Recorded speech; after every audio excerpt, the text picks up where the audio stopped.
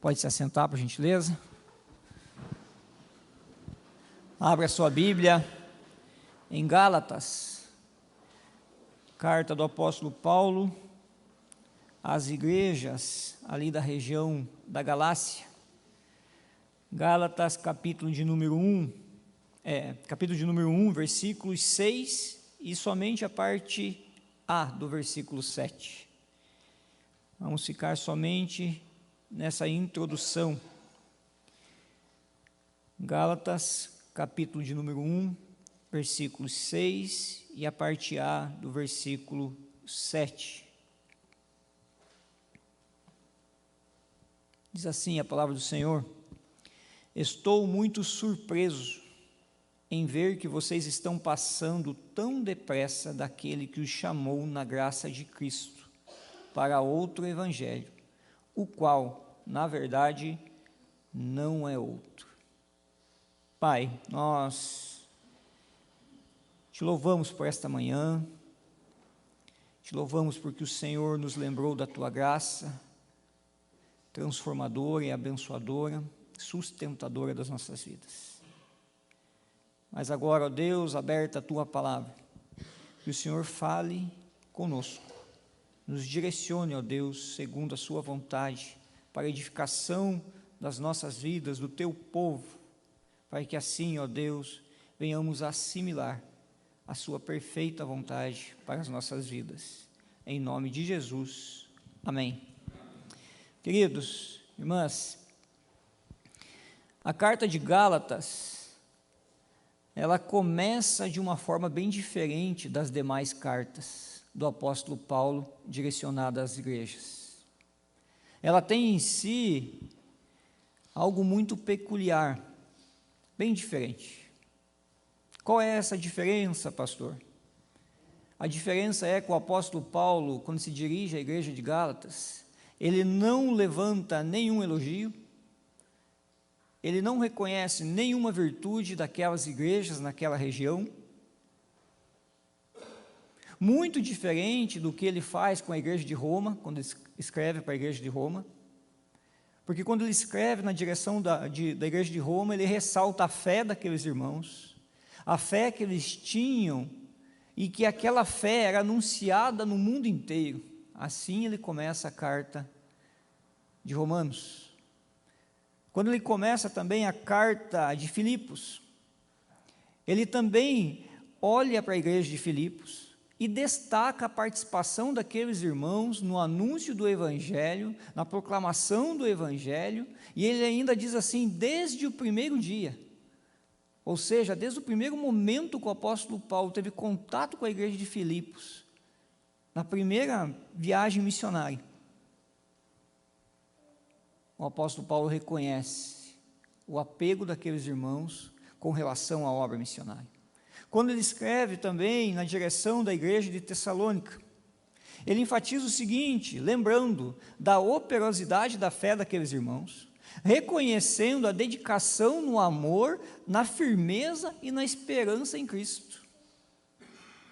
Agora, com relação à carta direcionada aos Gálatas, as igrejas que formavam aquela região, o apóstolo Paulo não começa com elogios, nem reconhecendo alguma virtude, nem trazendo lembranças. A mente do apóstolo Paulo está convicta que não há tempo para aplausos, que não há tempo para elogios. Não importa as lembranças memoráveis do passado ou os feitos do presente, o assunto é urgente, questão para ontem. Cada segundo importa para ele, com relação ao que ele escreve na direção da igreja, das igrejas ali formadas na região da Galácia. Não há tempo para desperdiçar. Vamos deixar os reconhecimentos para depois, porque postergar pode custar muito caro. E ele escreve com firmeza, com autoridade de apóstolo, deixando de lado o que é secundário e voltando a sua mente e o seu coração para aquilo que é prioritário, nuclear, elementar, fundamental para a fé, que é a doutrina da graça. Irmãos, quando o assunto era doutrina, o homem apóstolo Paulo, ele não fazia concessões. Ele não ficava em silêncio. Ele não deixava para depois. Ele não tinha meio termo. Ele não agia, de repente, como muitas vezes, infelizmente, nós agimos, diplomaticamente ou politicamente correto. Não. Ele enfrentava, o seu interior se inflamava.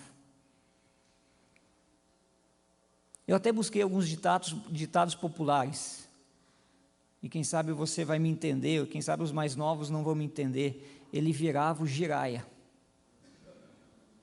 Ah, você que deu risada, né? Assistiu o giraia, né? Depois você pergunta, os mais jovens aí perguntam para aqueles que deram risada quem era o giraia, tá bom?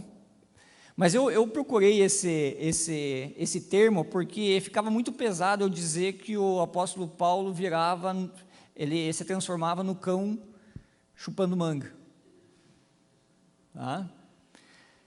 Ou que ele soltava os cachorros e atiçava ainda, atrás dos falsos mestres. Muito melhor esses ainda do que dizer que ele estava possesso, tá? Mas a realidade é essa, o apóstolo Paulo, queridos, com relação à doutrina, ele ficava irado. Não pecava, mas ele ficava irado, indignado. Por isso, então, o texto começa dizendo assim: estou muito surpreso, estou admirado, estou numa situação de choque, perplexo, pasmo, assombrado, espantado. E aqui ele vai dizer por quê. Eu estou nessa situação, eu estou sendo surpreso, em ver que vocês estão passando tão depressa daquele que os chamou na graça de Cristo para outro evangelho. É interessante pensar nessas palavras aqui antes, passando tão depressa. Eu vou te explicar. Vocês estão se afastando, vocês estão se desviando, vocês estão se separando, mas de uma forma mais profunda, conectado com a raiz mesmo do que o apóstolo Paulo está dizendo àquelas igrejas, vocês estão transferindo fidelidade a outro. Vocês que ouviram o evangelho agora, estão transferindo fidelidade, confiança, vocês estão aderindo o que é falso, deixando daquilo que é verdadeiro. Irmãos, não é apenas uma questão de interpretação, realmente, eles estavam transferindo a fidelidade deles para um outro evangelho, que na verdade não é o evangelho, ele mesmo coloca assim. Vocês estão voltando aos ritos, às cerimônias, às festas, ao ato da circuncisão, desdenhando da graça de Deus sobre a vida de vocês. E daí ele completa tão depressa, tão depressa. E por que ele coloca, por que ele traz essa questão aqui de afirmar que isso está ocorrendo tão depressa? Porque ele tinha passado por aquela região, mais ou menos entre os anos 46 e 47, durante a primeira viagem missionária, E quando ele escreve essa carta, é por volta do ano 48, 49, essas datas não são precisas, mas ficam entre elas. Provavelmente, os comentaristas vão dizer que de 1 ano a 1 ano e meio, depois daqueles irmãos ouvirem a palavra de Deus naquela região, tão depressa eles voltaram a dar ouvidos aos judaizantes. Tão depressa. 1 ano, 1 ano e meio. Tão depressa deixaram da verdade do Evangelho. Tão depressa esqueceram da manifestação de Deus no coração. É interessante chamar a atenção dos irmãos para algo assim, geral. No sentido assim, o apóstolo Paulo, ele sabia lidar muito bem com os pecados, com as dificuldades, com as questões morais. Ele agia com amor. Ele era relacional, mas ele não tolerava desvios doutrinários. Ele não abria espaço para os desvios doutrinários. Sim, ele buscava restaurar o pecador, ele amava, corrigia, mas quando o assunto era firmeza doutrinária, ele não se contia, e ele chamava a atenção muito rapidamente. Por quê? Porque a doutrina, ela protege, ela realinha a vida do pecador. Enquanto o amor relacional de um pastor para com suas ovelhas é esse amor relacional que ama, que cuida, que acompanha. Por outro lado, a doutrina ela traz firmeza para a sua vida. E não tem como negociar isso. Estou muito surpreso em ver que vocês estão passando tão rapidamente, tão depressa, daquele que os chamou na graça de Cristo. A pergunta é: quem vocês estão abandonando?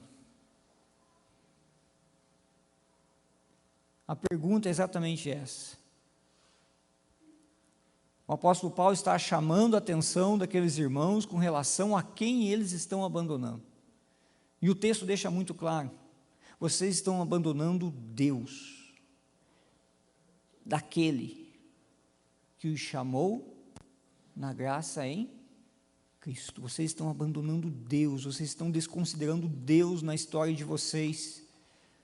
Vocês não estão olhando para aquilo que o Senhor fez. Vocês estão deixando Deus de lado. Aquele Deus compassivo, amoroso, misericordioso, aquele Deus que te acolheu. Vocês estão indo atrás de outras coisas. E eu preciso lembrar, irmãos, tanto o meu coração como o seu coração, no sentido que não há nenhuma intencionalidade no coração humano de se achegar a Deus. Nenhuma intencionalidade.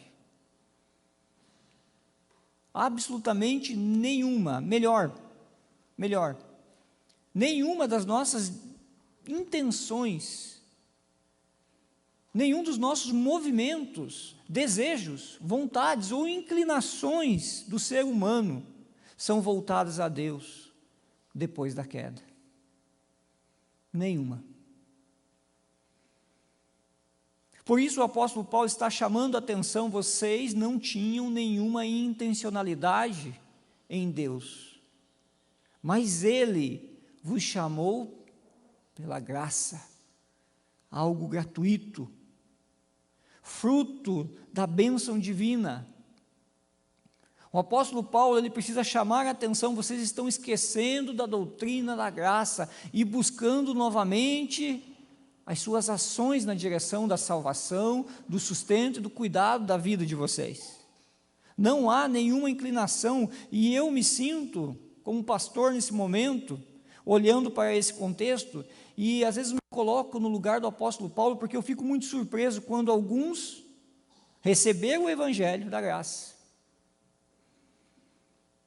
mas trocaram Deus por promessas vazias, por promessas de prosperidade. Eu fico admirado, e eu acredito que meus irmãos pastores também, quando nós percebemos aqueles que estavam escravizados, em busca de levar até Deus algumas das suas obras, e se apresentar diante de Deus, mas depois de serem livres, passou algum tempo, e continuaram a praticar as mesmas coisas, achando que será justificado pelas suas boas obras diante do Senhor, pela boa liderança que exerce, pelo cuidado que tem com relação a muitos e muitos assuntos. Eu fico espantado, meus irmãos, quando alguns que já provaram do amor de Deus, conseguem abandonar a comunhão, a intimidade com Deus, em busca de um evangelho fácil, em busca de um evangelho que só alimenta o ego, mas não alimenta a alma, não transforma o coração. Eu fico escandalizado com pessoas que deixam da verdade bíblica, da clareza da verdade, em busca de novidades, em busca do que houve, sem fazer a reflexão, sem pensar se é realmente isso que as Sagradas Escrituras dizem.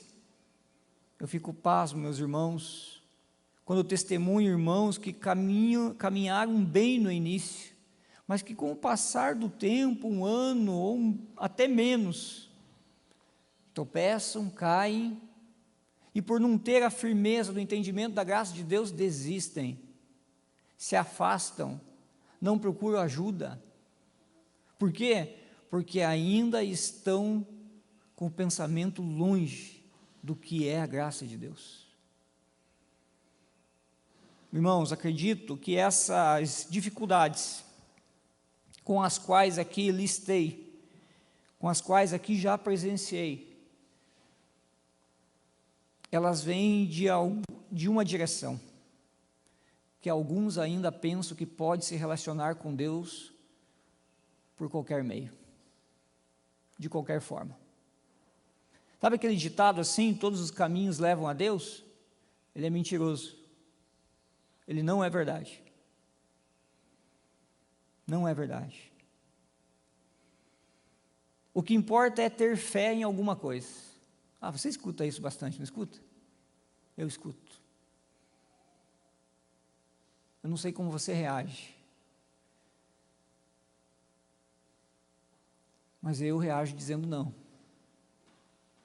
Não importa quem me fale isso. Não. Não importa ter fé em alguma coisa.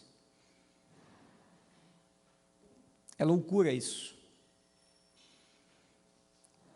Não são as suas boas obras, não são as suas virtudes, não são os seus méritos, não são o seu zelo pelo cumprimento da lei, não são as suas credenciais que te ligam a Deus. O que te liga a Deus é o amor de Deus, o qual desceu sobre a sua vida na forma de Jesus encarnado.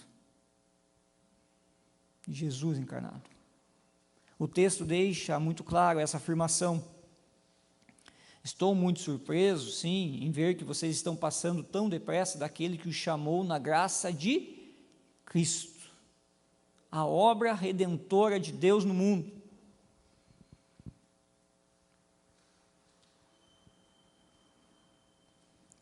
A coisa mais espetacular que já aconteceu no mundo. Nada se compara a isso. O Deus encarnado vem na direção de um povo pecador. Cristo é o meio, Cristo é o elo, Cristo é o mediador. A obra redentora de Cristo, tão somente a obra redentora de Cristo. Qualquer outra direção que alguém lhe aponte não é o evangelho verdadeiro. Por isso que o apóstolo Paulo termina dizendo: vocês estão passando tão depressa daqueles que os chamou na graça de Cristo para outro evangelho, o qual, na verdade, não é outro. Não existe dois evangelhos. Se ler rapidamente esse texto, de repente você pode ter um entendimento assim: o apóstolo Paulo está dando a ideia que tem um outro evangelho. Não, mas ele termina a frase. Ele deixa muito claro: não é outro, porque não tem, só tem um evangelho. Só uma boa notícia. A notícia que liberta, a notícia que cura a alma, a notícia que tira o fardo da culpa da vida, a notícia que traz acolhimento, que traz aproximação de Deus, a notícia que nos liga a Deus, a notícia que restaura a vida do pecador. A notícia que diz: agora dá para continuar a viver. Qualquer outra forma, qualquer outro jeito, mesmo que seja exposto da melhor forma possível, muito melhor do que eu, mesmo que seja muito mais convincente, eu digo a você: não existe outro meio, a não ser por Cristo. Qualquer coisa fora da doutrina da graça, aonde venha colocar os nossos méritos na frente dos méritos de Cristo, falso evangelho. Falso evangelho. E isso é muito perigoso, isso é nocivo, isso é enganoso, isso é letal, fatal para a espiritualidade. Por isso, eu espero que você saia cantando daqui hoje o que nós cantamos inicialmente.